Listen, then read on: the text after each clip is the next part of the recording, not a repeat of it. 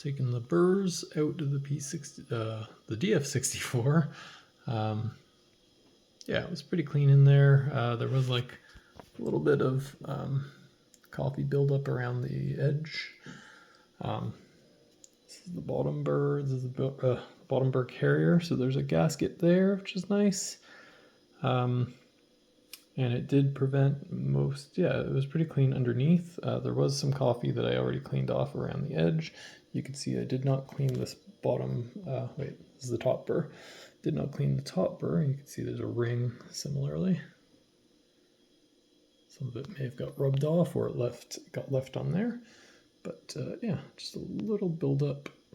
And there was nothing underneath the screws. In some DF64s I've had, there was a bunch of coffee that got in the screw area and underneath the burr, or on, actually this is on top, so it's fighting against gravity, but I've seen coffee even in the top burr carrier.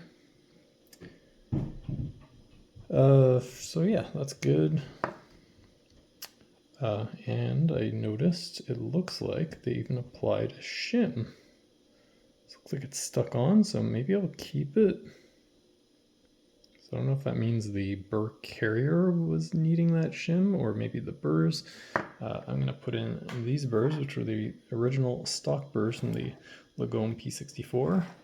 And you can tell they are actually very similar to the stock DF64v DLC burrs. A little different, but and they're both kind of similar to the SSPHU. I think these ones, they're just by a random Chinese burr company, but they are a very good burr, I found. Works okay for pour over, like pretty nicely, and does a good job for espresso, where you get a good balance of like clarity and more traditional. This one I think is actually higher clarity. So it's highlighting acidity a little more than I want. I already have the P64 with the SSP multi-purpose burrs, so if I want high clarity, that's the grinder that I'm going to use. So I want something that's a little lower clarity, more balanced, and I think these burrs might be slightly better, but I do enjoy, like, it's doing a good job. I compared to my friend's SSP high uniformity espresso burrs in his piece DF64v, and I thought it was more blended and more traditional, less acidity, more blending of the flavors.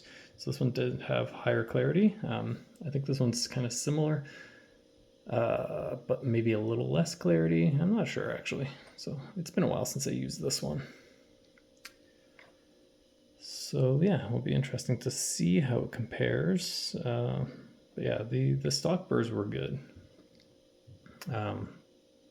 It looks so dark in the pictures. Sometimes, like when I first opened it, I thought it looked silver. Like I'm like, did I not get the DLC black burrs that I was supposed to get?